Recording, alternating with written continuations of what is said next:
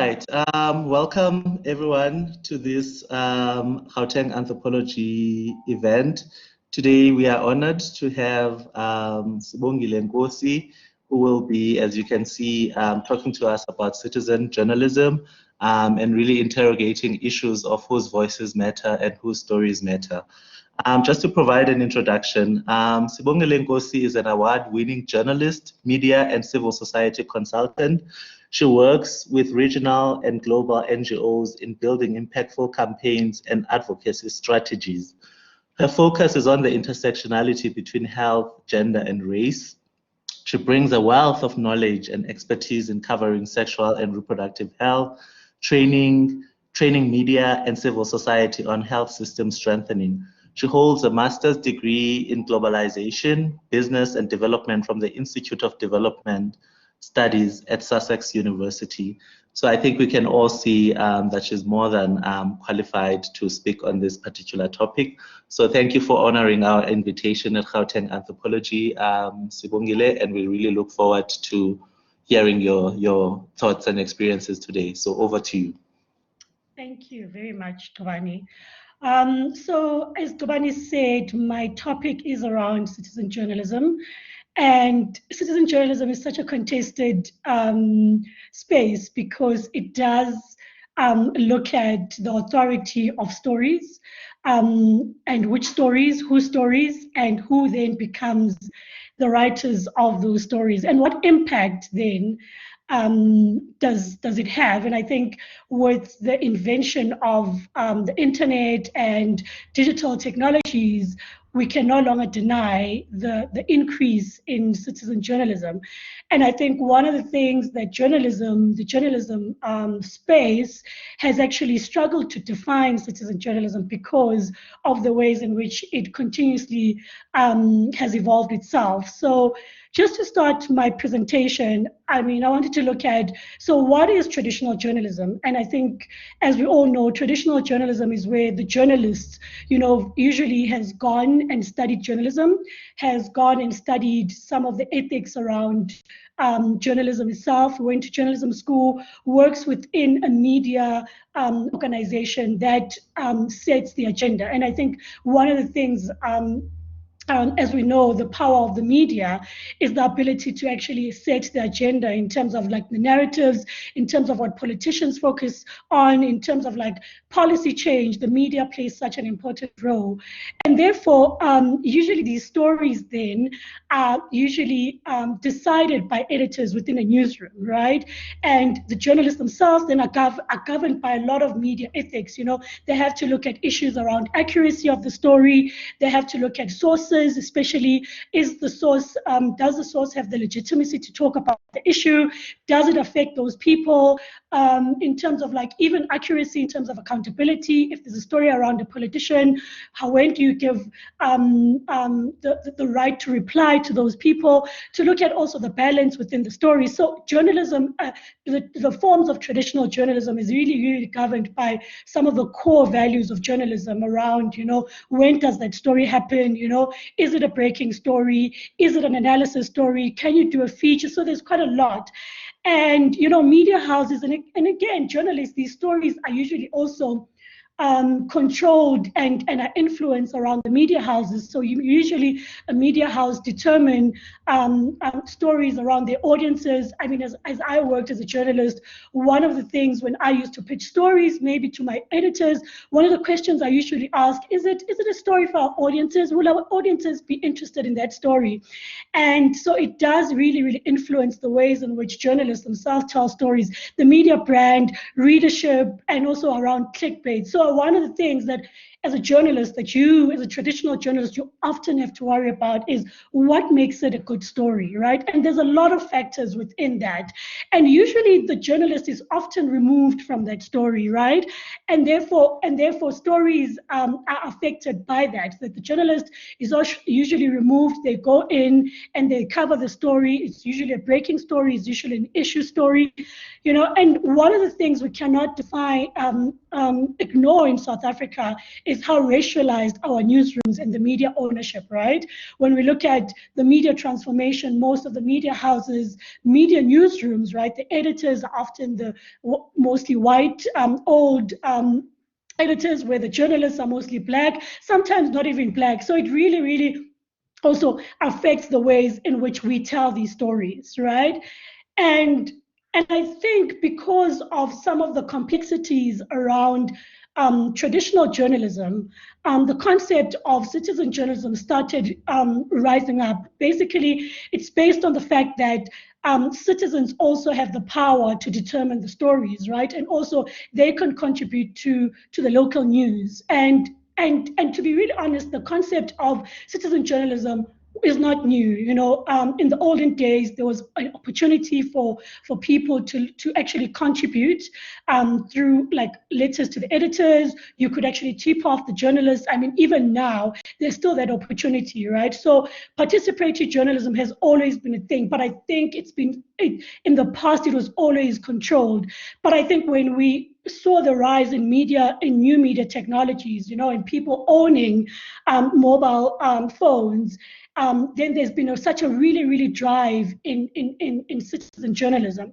And also, I think we can't deny the loss in trust in terms of like traditional media houses globally, and also because of some of the issues that I explained in the previous slides. You know, I mean, we are seeing with South Africa, you know, things around biases in stories, you know, sensationalism of stories, journalism prioritizing politicians, breaking stories and celebrities, and also the ways in which the racial biases in the ways in which journalists cover the stories, right?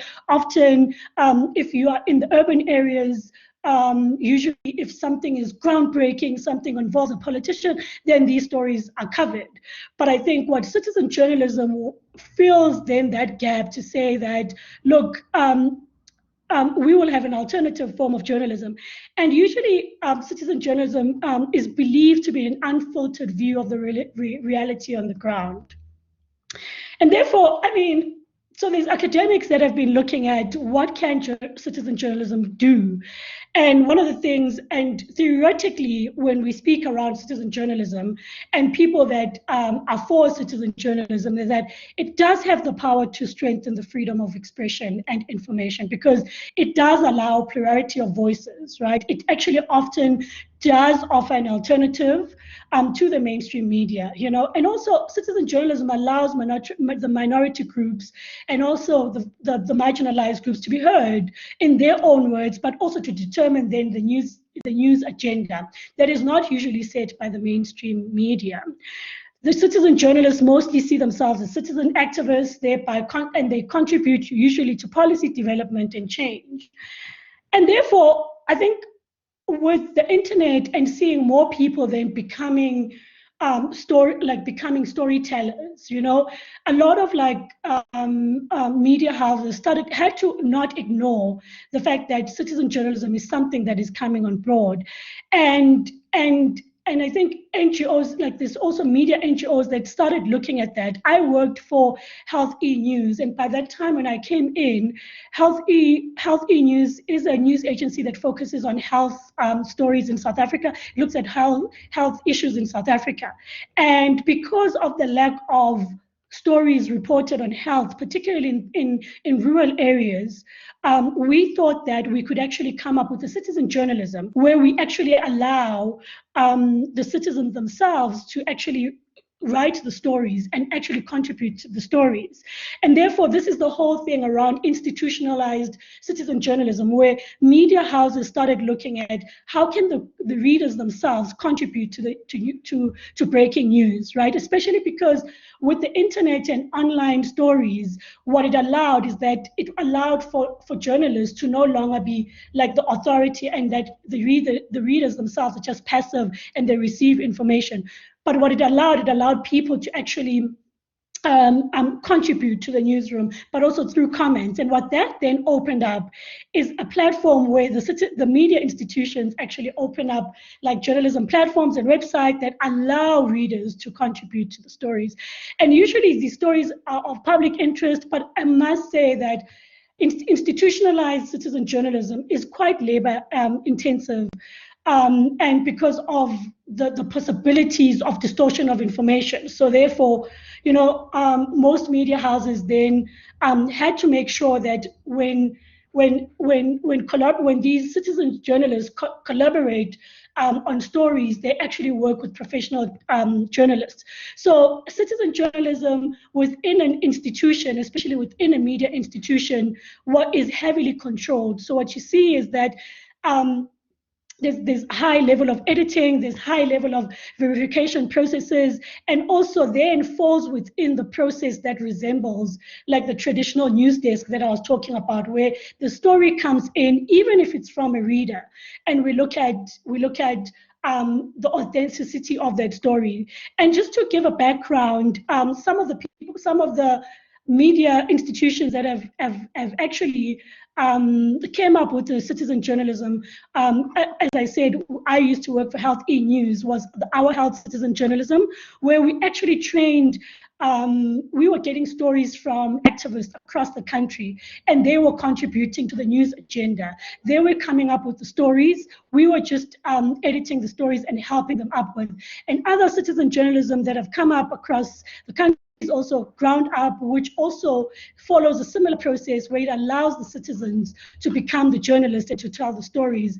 One mainstream media one was also The Reporter, which I think closed down in 2008. And that one was actually well documented because it was from a media house that a mainstream media house that was looking at readership, that was looking at quite a lot, advertising, and when they allowed citizens to actually contribute to the platform, what they found was that there was quite a lot of news being generated from the ground, and issues that usually, and what the beauty about citizen journalism is that as a journalist yourself, there's only a limitation, you do have limitations around the stories that you can produce because you're always in the newsrooms, you're always chasing around ideas.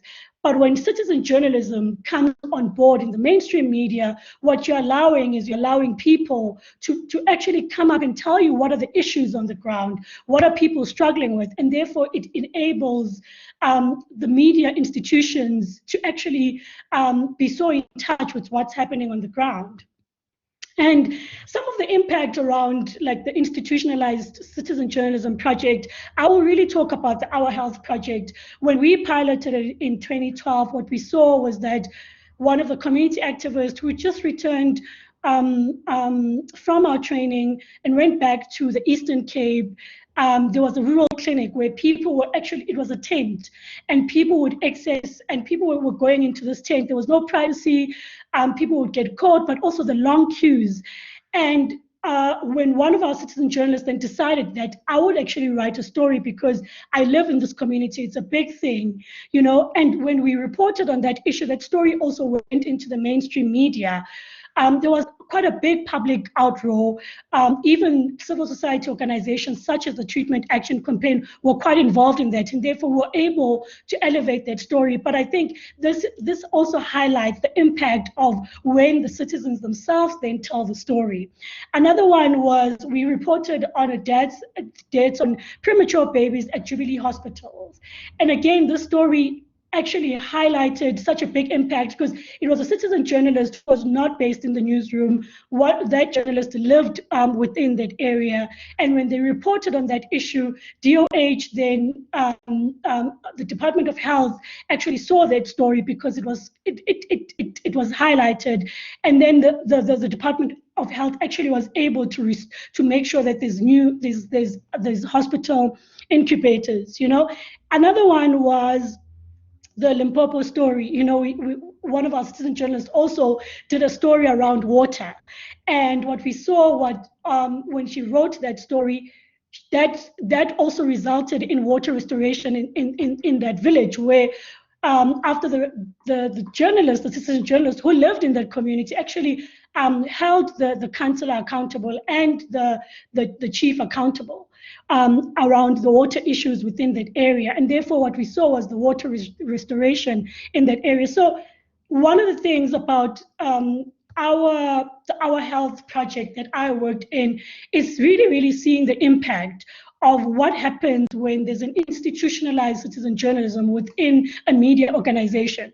And sometimes the citizen journalists themselves would come with stories, and if they struggled with that, we would then, as the journalists ourselves, then go and cover those stories.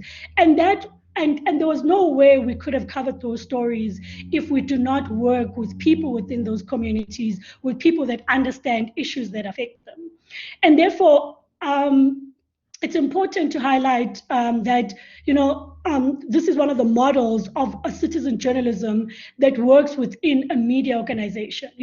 When it comes to the previous one that I talked about, the reporter.co.za, this was established in 2006.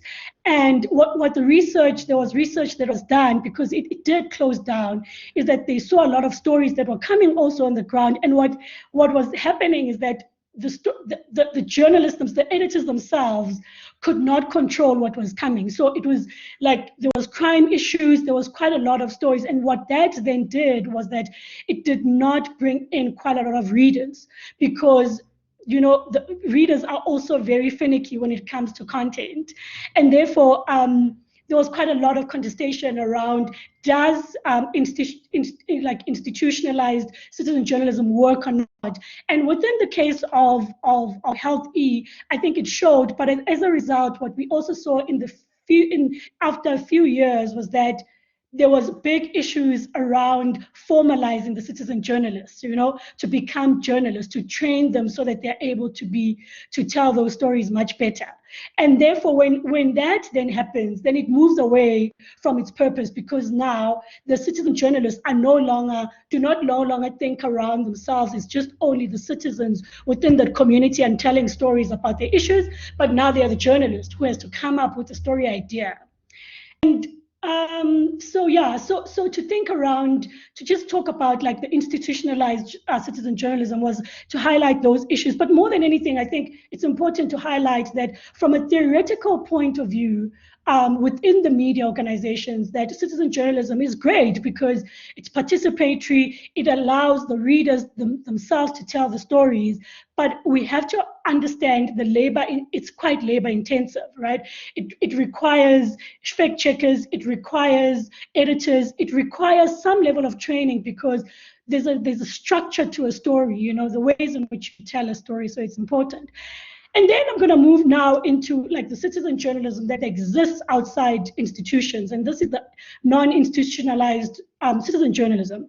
And this usually then, it's what we are now seeing with the increase of social media. This is the eyewitness reportage, where people are using their mobile phones to capture an image or to generate a video. What we're seeing with Twitter becoming quite a news platform is where people are crafting tweets so that it's more newsy, with the 140 tweet, it's spur of the moment responses. It's often, motivated by desire either to connect with people, or people are outraged at something, or sometimes it's to influence those in power. And sometimes also they result from just building solidarity.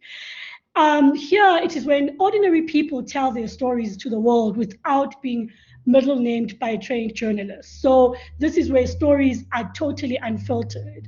And when we look at some of the examples of this, is looking at the gender-based violence issue in South Africa. When it comes to health issues, one of the things, as a health reporter, I can actually count the number of people that have reported on gender-based violence in South Africa.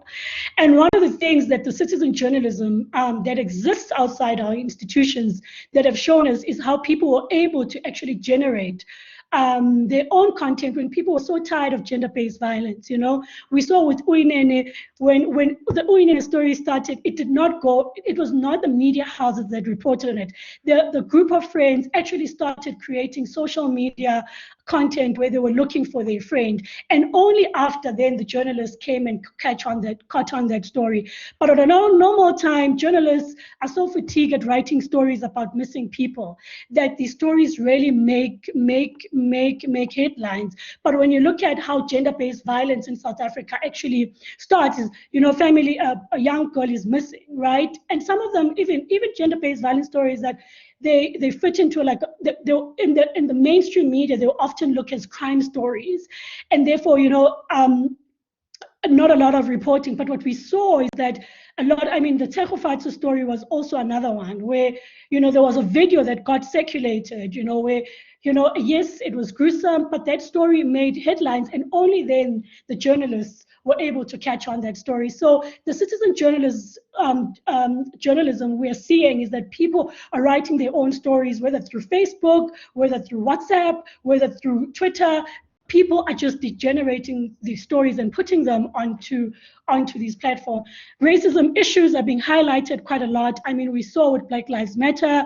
Quite recently, the racist banks must fall trended on Twitter, and that it also resulted in a march, where people were highlighting some of the issues around the banking system in South Africa.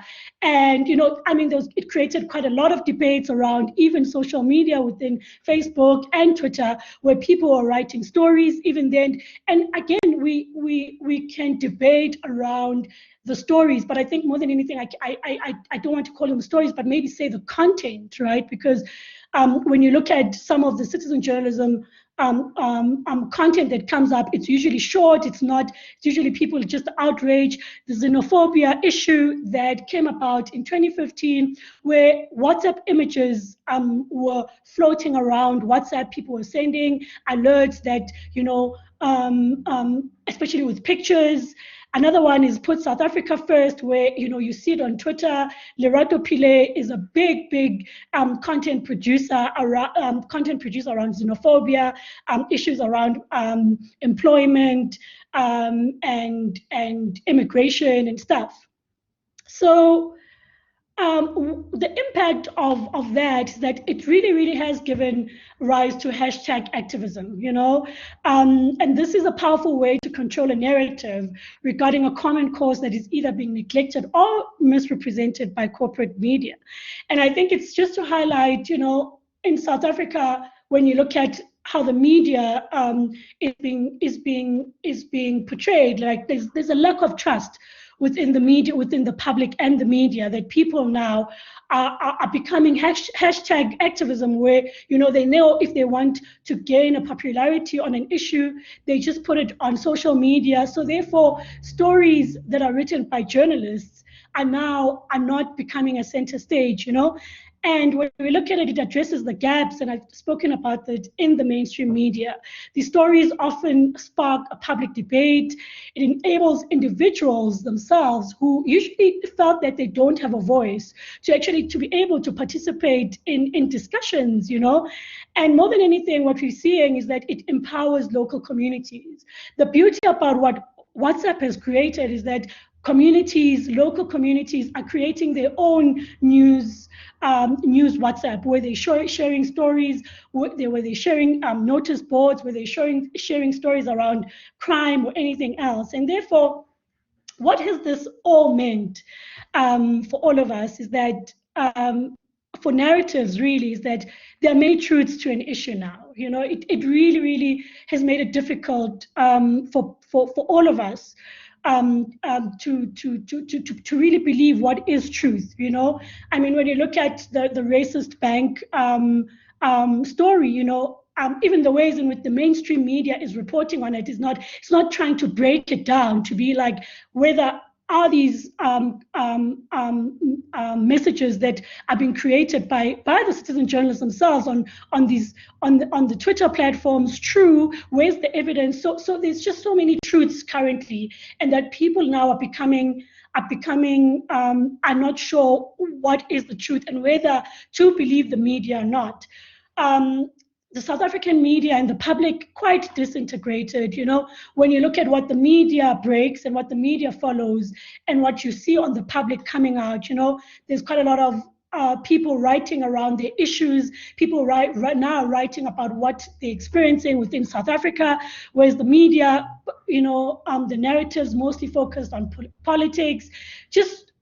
You can quite see, and the racism issue, right, that the media is not looking at, where it's actually coming quite a lot on citizen journalism, and also the xenophobic utterances that we are quite seeing within the citizen journalism aspect. So it just seems like the media, the South African mainstream media and the public is so disintegrated. And more than anything, when you look at the narratives now, is that when it comes to citizen journalism, is that because it's the digital platforms allows people to write those stories, right? It's usually then people that have access to internet.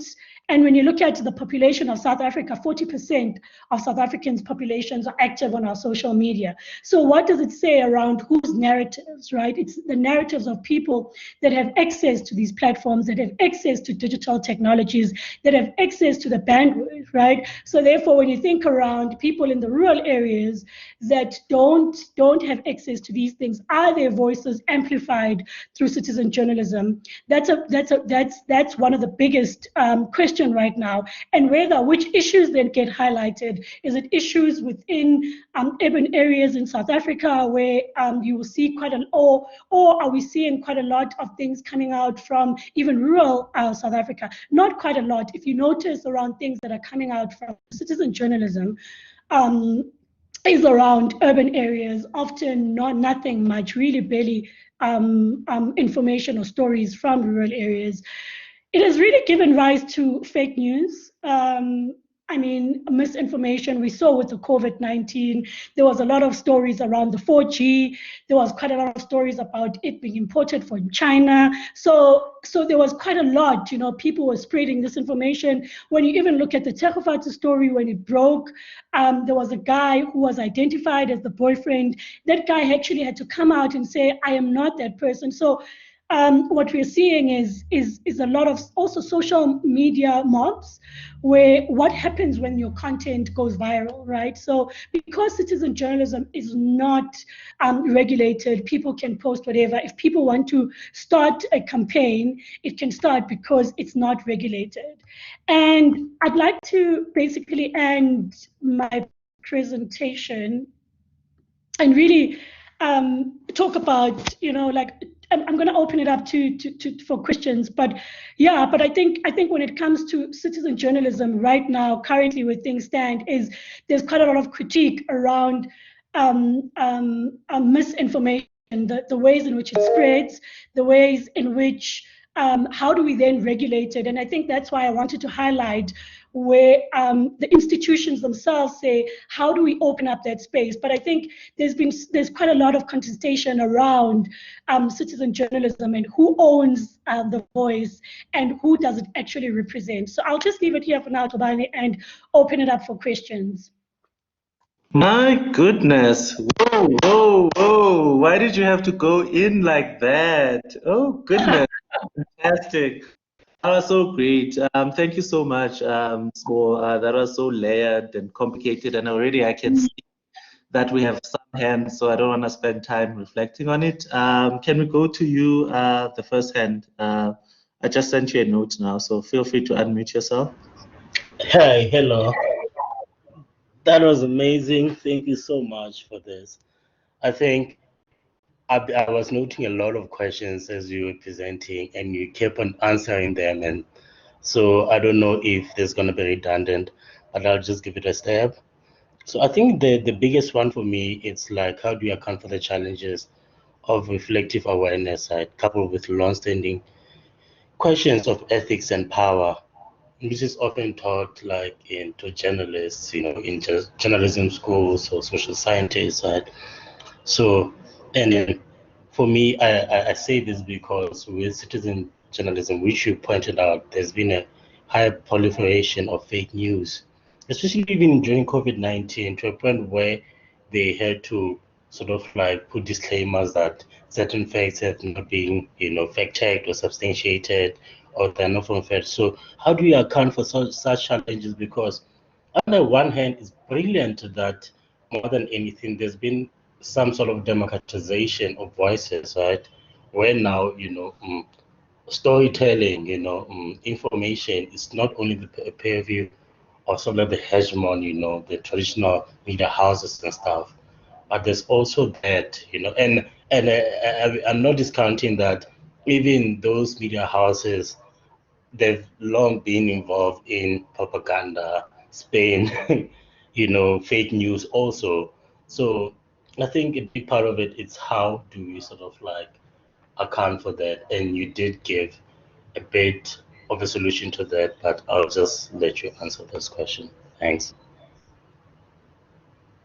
So I think you did also answer it, that one of the things with the growing is that one of the things I think everybody is trying to do now is looking at what are some of the the privacy regulations around using platforms, right, in terms of like actually carrying people's information.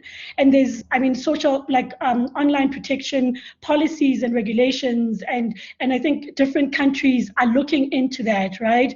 There's organizations such as Africa Check, in South Africa, there's quite a lot of fact-checking organizations that are coming on board to actually deal with some of these issues that as the world moves into everybody becoming a storyteller, how do we make sure that we also counter the disinformation? So therefore, I think there's a need for like fact-checking organizations that can do that, because we can't ignore the growing strength of citizen journalism as a whole. But I totally agree with you that there's been such a, for me, and I did not want to highlight the bad impacts of citizen journalism, because we've seen it work. We've seen where people highlight issues and important issues, and therefore it's so important for democracy. But within that, how do we create within the country accountability organizations, or organizations that can actually counter some of these? And also, more than anything, think around policies and regulations around information distribution. I think as the world moves, there's going to be quite a lot of that. Even, I mean, like data is becoming a big thing, when you look at how we're handling the data in terms of even these platforms, So I think right now that's where we're at, and I don't yet have the solutions in terms of how do we move. But I don't think the critique that we get, that citizen journalism is getting, is fair, because we've seen how it actually does drive policy change, and how it actually has achieved some of the things that it sets out to achieve, which is giving voice and having more voices within the public sphere. So yeah, I hope I answered your question. Sure. Sbo, please stop sharing your screen because people can't see you.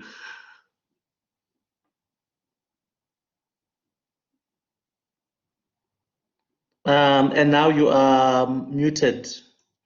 So unmute yourself. Perfect. Okay. Perfect. Okay. I see some, but it's the same person. Let's give other people a chance. Does anyone else have comments? And then we'll come back to you, KG. I saw your hand. Okay, I had a question, and I think the same thing as Kagiso as well. As I think the presentation was so layered, and it was so yeah, it was just so amazing. That's the word. And it was interesting because anytime I had sort of critiques, you sort of address them, and then I have another one as the presentation continues. So a lot of them as well, you've addressed the issue of class and the digital divide and so on. But I guess the two that you sort of hinted at but didn't really get into the meat of is number one, the issue of following, right, on Twitter.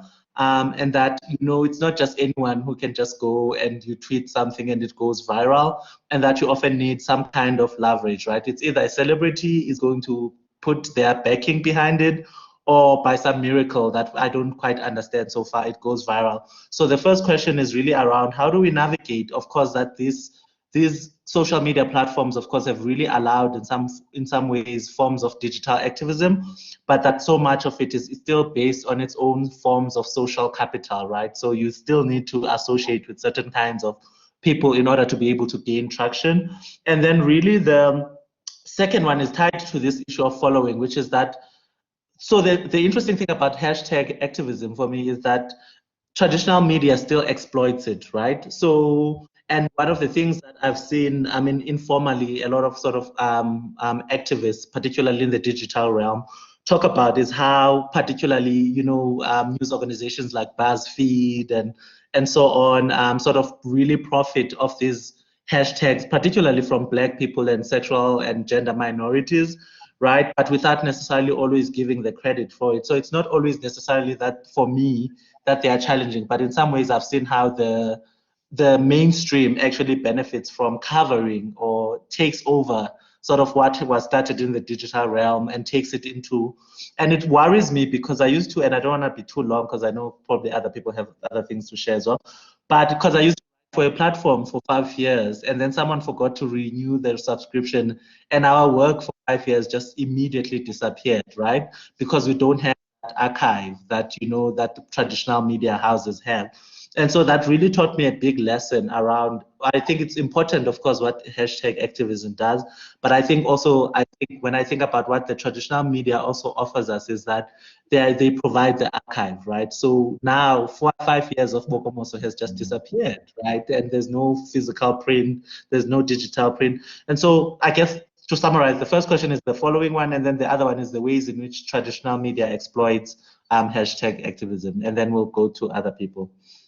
Yeah, so I agree with you in terms of like the following, right? That one of the things, if you and this is what I was trying to highlight in terms of like the citizen journalism that we find where people actually, if the issue, who gets to speak on the issue. When you look at Lerato Pilay's Twitter profile, you know, I think they were able to grow that profile based on like issues that affect South Africans, and I think even with the hashtag activism is that there's certain things that you must play on. So issues that it must go to the extremes, and for me is that even with it, right, is that it's issue based. So it looks like a clickbait news feed because it's starting to like 1 minute.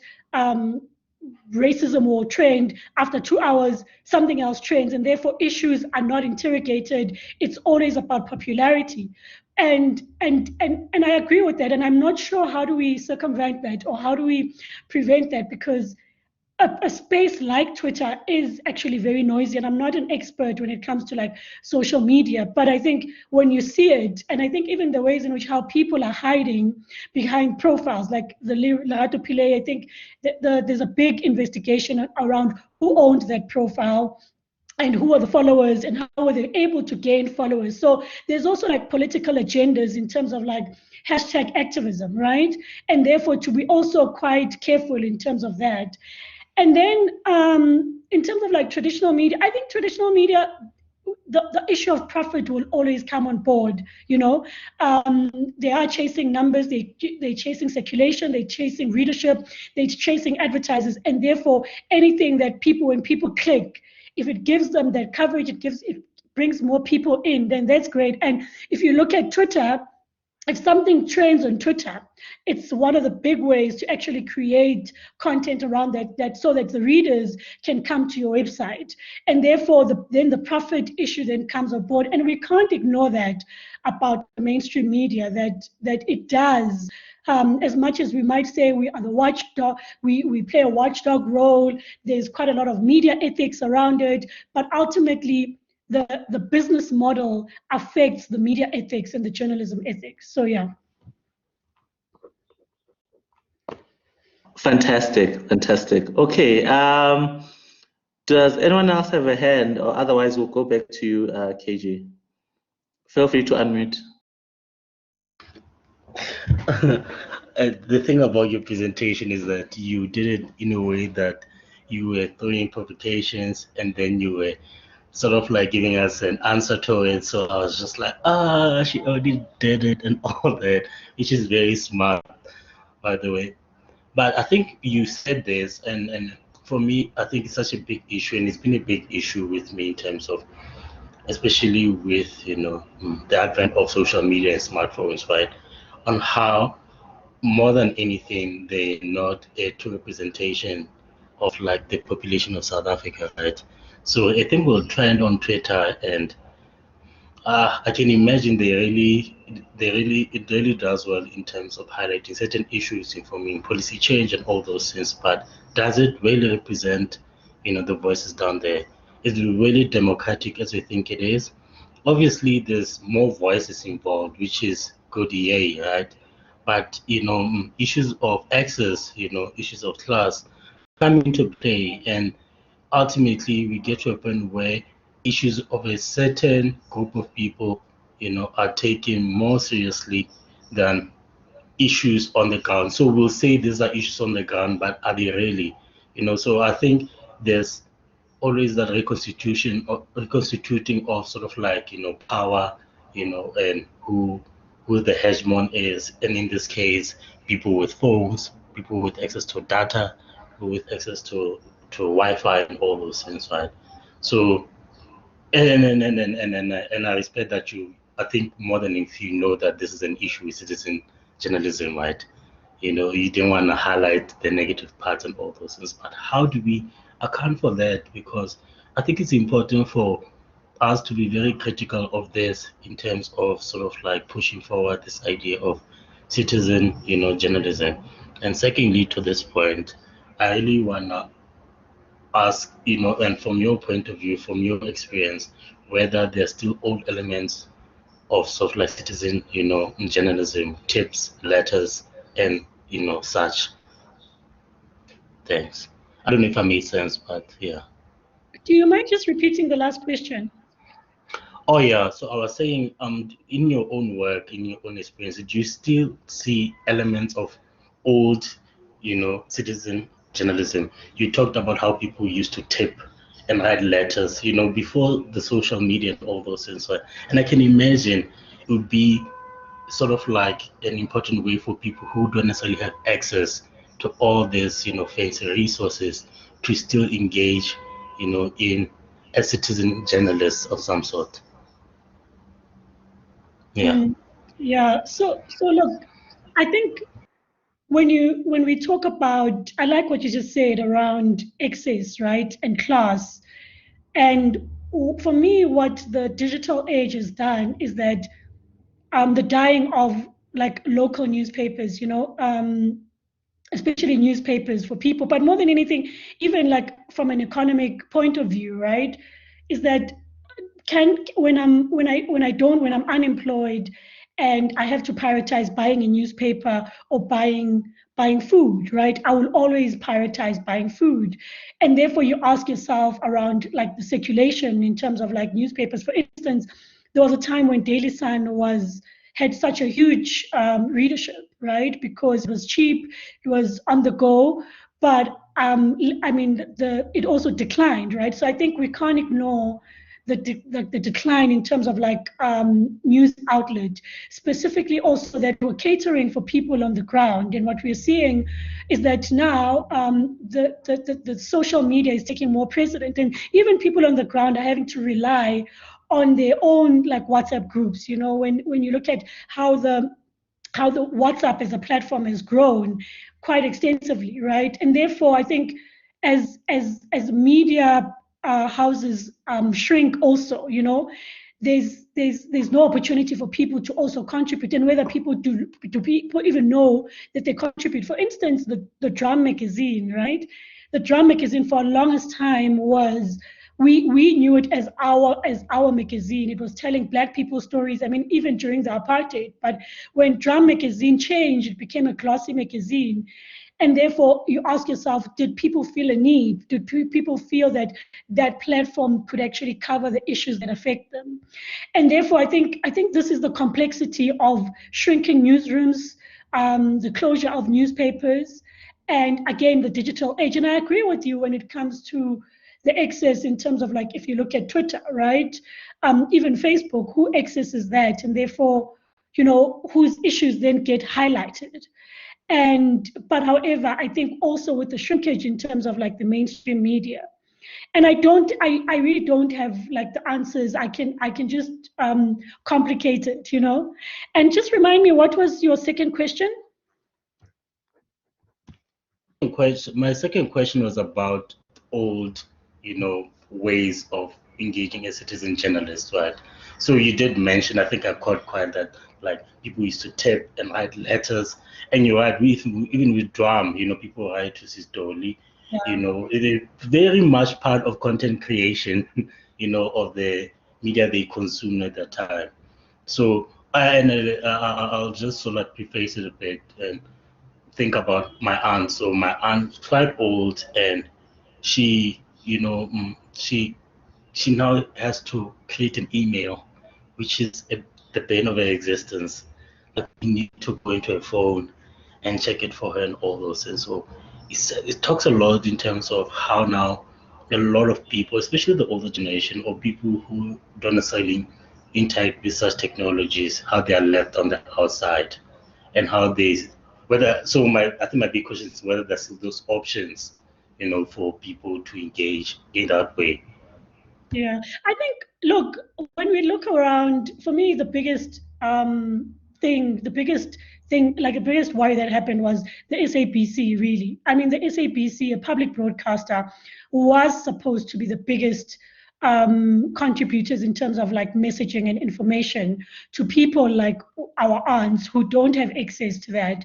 But because of the issues within the SABC, it also created a huge gap in terms of that, right? And I believe that that's why the importance of something like a public broadcaster is so important, that it caters to people that would not have access to emails and stuff, and also think around ways in which they can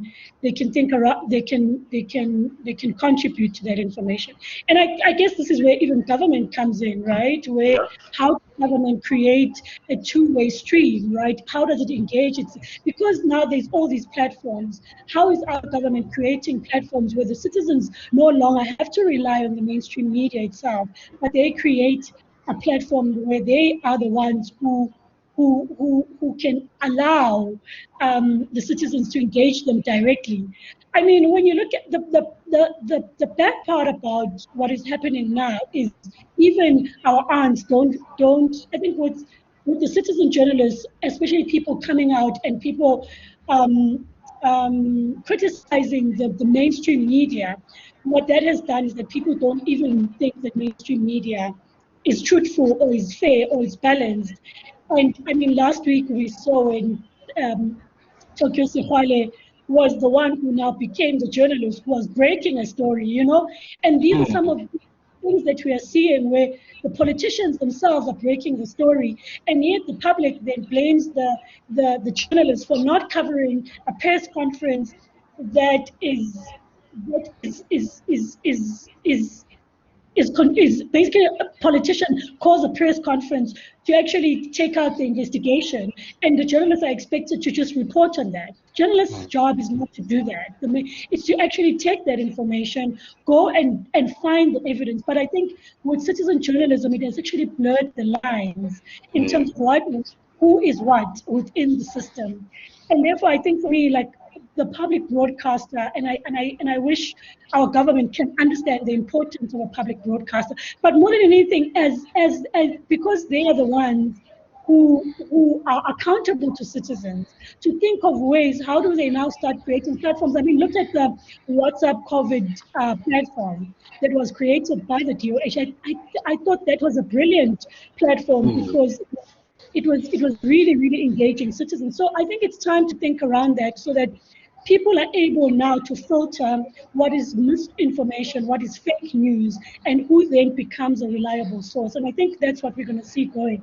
I think what those that possess is a threat, because we can find the role of the journalist, the mainstream journalist, diminishing, because journalists were able to take information from everybody else and try and break it down. But there's a danger when also government becomes the sole authority of information, because it means that information is not scrutinized, that they are able to also promote their own propaganda. So yeah, so I don't have the answers. It's something that we continuously just have to just talk about and find ways.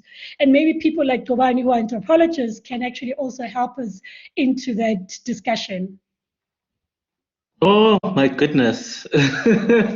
I just literally shared on social media that you need to take your bow and that I want to be like you when I grow up, because you've just fed us so much. Colleagues, unless there's anyone with a last burning point, I think Sbo can close us off with just some last reflective.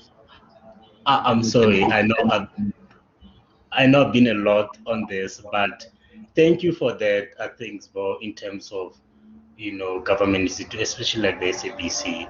And one point I'm reflecting on now is radio, and radio in our local languages, and how that's so important, in terms of, you know, mm, expressing information to people and all those things, and also how even our mothers, our parents, us can also interact through those radio stations, through calls. I'm like, you listen to the radio the whole day and people are talking about issues in the community, they're complaining about this. So I think the role of a public broadcaster as a platform, it's really, really, really important. And people do listen to radio actually, and people can call in. It's very easy, very low tech, but yet very effective in terms of engaging as citizen journalists. So thank you so much for this presentation. Thank you so much, and I agree with you. I wanted to highlight the issue of radio, and I think radio is so important, particularly because it just requires voice, right?